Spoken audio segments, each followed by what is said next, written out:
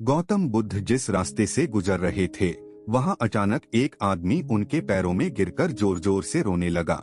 उसके हाथ खून से भरे थे और आंखों में इतना डर था जैसे उसने कोई भयानक अपराध कर दिया हो। पीछे खड़े लोग उसे हत्यारा कहकर पत्थर मार रहे थे। वह आदमी कांपती आवाज में चिल्लाया, मुझे बचा लीजिए, मैंने गलती से अपने ही भाई को मार दिया। पूरा माहौल सन्न हो गया। लोग चाहते थे कि बुद्ध उसे श्राप दें, लेकिन बुद्ध शांत खड़े रहे। उन्होंने उस आदमी की आंखों में देखा और बोले, जिस इंसान को अपने पाप पर पछतावा हो जाए, उसकी आत्मा अभी मरी नहीं है। यह सुनते ही भीड़ गुस्से में भर गई। लोगों ने कहा, ऐसे इंसान को जीने का हक नहीं, लेकिन बुद्ध उसे अपने साथ नदी किनारे ले गए। रात गहरी थी, चांद का प्रतिबिंब पानी में कांप रहा था। बुद्ध ने उससे पूछा, तुम्हें सबसे ज्यादा डर किस बात का है? आदमी रोते हुए बोला, मुझे लगता है भगवान भी मुझे माफ नहीं करेंगे। बुद्ध ने पानी में एक जलता दीपक बहाया। तेज लहरों के बावजूद दीपक बुझा नहीं। बुद्ध मुस्कुराए और बोले, अगर अंधेरा हमेशा जीतता तो यह छोटा सा दीपक भी जिंदा नहीं रहता। आदमी चुप हो गया। पहली बार उसे लगा कि शायद उसकी जिंदगी पूरी तरह खत्म नहीं हुई। तभी गांव की तरफ से चीखने की आवाज आई। पहाड़ी से बड़े पत्थर गिरने लगे थे और कई लोग नीचे फंस गए थे। पूरा गांव डरकर पीछे हट गया। उसी पल वही हत्यारा आदमी बिना अपनी जान की परवाह किए पत्थरों के बीच दौड़ पड़ा। उसने एक एक करके कई लोगों को बाहर निकाला। उसके शरीर से खून बह रहा था, लेकिन वह रुका नहीं। जब सब सुरक्षित बाहर आ गए, पूरा गांव स्तब्ध था। जिन लोगों ने उसे पत्थर मारे थे, वही आज आंसू भरी आंखों से उसे देख रहे थे। बुद्ध ने शांत स्वर में कहा, इंसान का सबसे बड़ा पाप गलती नहीं, बल्कि गलती के बाद इंसानियत छोड़ देना होता है। उस रात पहली बार उस आदमी ने खुद को राक्षस नहीं, एक इंसान महसूस किया। उस रात के बाद गांव वालों की आंखों में उस आदमी के लिए नफरत कम होने लगी, लेकिन उसका अपना दिल अब भी अपराध बोध से भरा था। जिन हाथों से उसने लोगों की जान बचाई थी, वही हाथ उसे अपने भाई के खून से रंगे हुए दिखाई देते थे। अगले दिन वह अकेला गौतम बुद्ध के पास पहुंचा। उसकी आंखों में नींद नहीं थी। उसने कांपती आवाज में पूछा, क्या एक इंसान सच में अपने पापों से बाहर निकल सकता है? बुद्ध कुछ पल शांत रहे, फिर उसे जंगल के भीतर एक पुराने पेड़ के पास ले गए। उस पेड़ का आधा हिस्सा सूख चुका था, लेकिन दूसरी तरफ नई हरी पत्तियां उग रही थीं। बुद्ध ने कहा, अगर यह पेड़ अपने सूखे हिस्से को देखकर जीना छोड़ देता, तो क्या इसमें नई जिंदगी लौट पाती? आदमी चुप हो गया। पहली बार उसे समझ आया कि इंसान का अतीत उसकी पूरी पहचान नहीं होता। तभी अचानक गांव की तरफ से घोड़ों की आवाजें आने लगीं। कुछ डाकू गांव में घुस आए थे। लोग डरकर घरों में छिप गए। डाकुओं का सरदार चिल्लाया, जो भी सामने आएगा उसे जिंदा नहीं छोड़ेंगे। पूरा गांव कांप रहा था। उसी पल वह आदमी आगे बढ़ा। गांव वाले हैरान थे, क्योंकि कल तक जिसे वे हत्यारा कहते थे, वही आज उनके सामने ढाल बनकर खड़ा था। डाकुओं ने उस पर हमला कर दिया। उसके शरीर पर चोटें लगने लगीं, लेकिन वह पीछे नहीं हटा। उसने अकेले कई लोगों को सुरक्षित बाहर निकाला। आखिरकार डाकू भाग गए। बारिश शुरू हो चुकी थी। आदमी घायल हालत में जमीन पर बैठ गया। गांव के लोग धीरे धीरे उसके पास आए। एक बूढ़ी औरत रोते हुए बोली, जिसे हम पापी समझते रहे, वही आज हमारी रक्षा कर गया। आदमी की आंखों से आंसू बह निकले। उसने गौतम बुद्ध की ओर देखा। बुद्ध मुस्कुराए और बोले, जब इंसान दूसरों के दर्द को अपना समझने लगे, तभी उसके भीतर का अंधेरा खत्म होना शुरू होता है।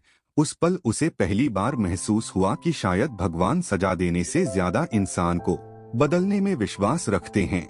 डाकुओं के जाने के बाद पूरा गांव बदल चुका था।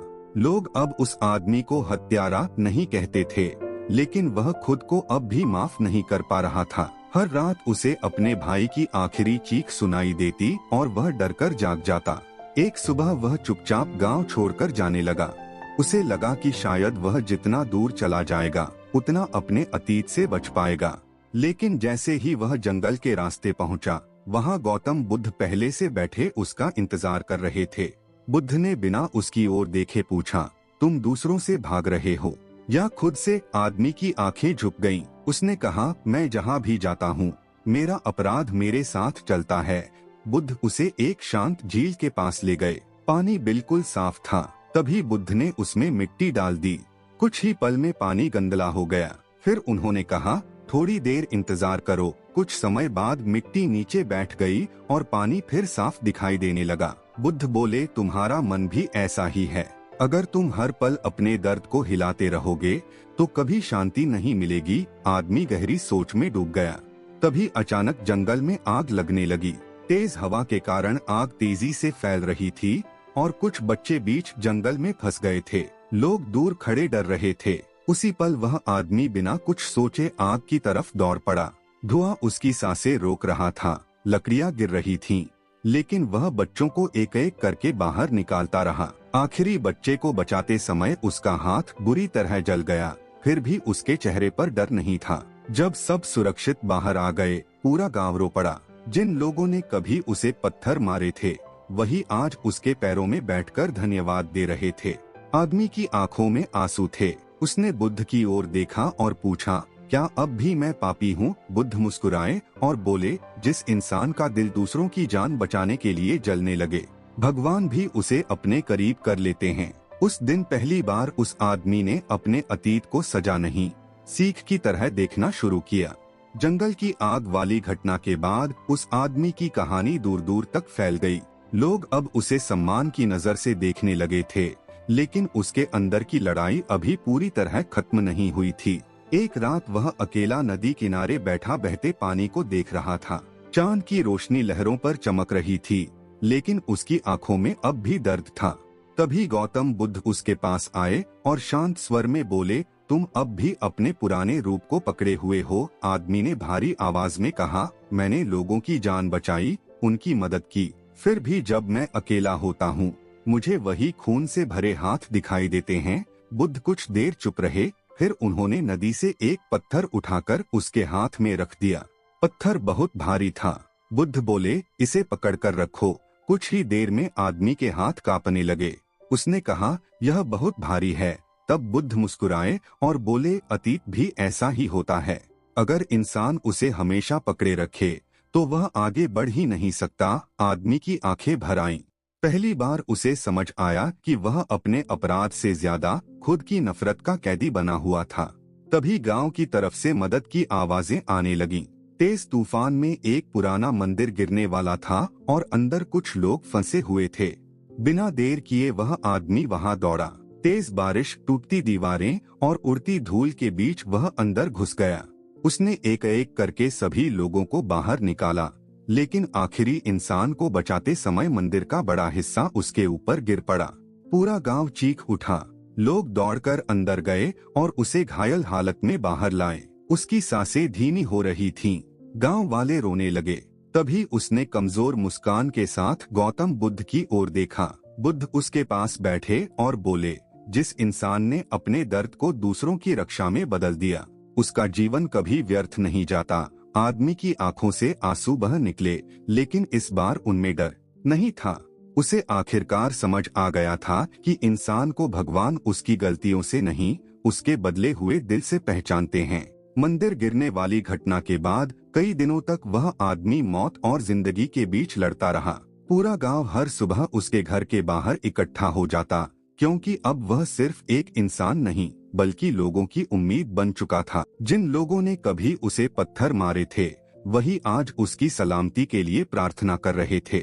आखिर एक सुबह उसने धीरे धीरे अपनी आंखें खोली। बाहर सूरज की हल्की रोशनी फैल रही थी और पास बैठे गौतम बुद्ध शांत मुस्कुरा रहे थे। आदमी की आंखों से आंसू बह निकले। उसने धीमी आवाज में पूछा, क्या मेरे जैसे इंसान को सच में नई जिंदगी मिल सकती है? बुद्ध ने उसके सिर पर हाथ रखते हुए कहा, जिस दिन इंसान अपनी गलती से सीख लेता है, उसी दिन उसका नया जन्म शुरू हो जाता है। यह सुनते ही उसका दिल जैसे वर्षों बाद हल्का हो गया। कुछ महीनों बाद वह फिर से गांव के लोगों की मदद करने लगा। अब उसके चेहरे पर पहले जैसी बेचैनी नहीं थी। एक शाम गांव में भयंकर तूफान आया। तेज हवा से कई घर टूटने लगे और लोग डरकर भागने लगे। उसी समय गांव के किनारे रहने वाली एक बूढ़ी अंधी औरत अपने घर में फंस गई। चारों तरफ उड़ती लकड़ियां और गिरती दीवारें देखकर कोई भी वहां जाने की हिम्मत नहीं कर पा रहा था। लेकिन वह आदमी बिना सोचे तूफान के बीच दौड़ पड़ा। लोगों ने देखा कि कैसे वह अपनी जान की परवाह किए बिना उस बूढ़ी औरत को कंधे पर उठाकर बाहर ले आया। बूढ़ी औरत रोते हुए उसके हाथ पकड़कर बोली, बेटा, भगवान हर इंसान को दूसरा मौका नहीं देते। पूरा गांव शांत हो गया। हवा धीरे धीरे थमने लगी। आदमी ने आसमान की ओर देखा और पहली बार उसे अपने भाई की याद दर्द नहीं बल्कि सीख की तरह महसूस हुई। गौतम बुद्ध दूर खड़े उसे देख रहे थे। उन्होंने मुस्कुराकर कहा, जब इंसान दूसरों की जिंदगी में रोशनी बन जाए तब उसका अतीत अंधेरा नहीं रह जाता। उस रात आदमी ने समझ लिया कि सच्ची मुक्ति भूलने में नहीं बल्कि बदल जाने में होती है।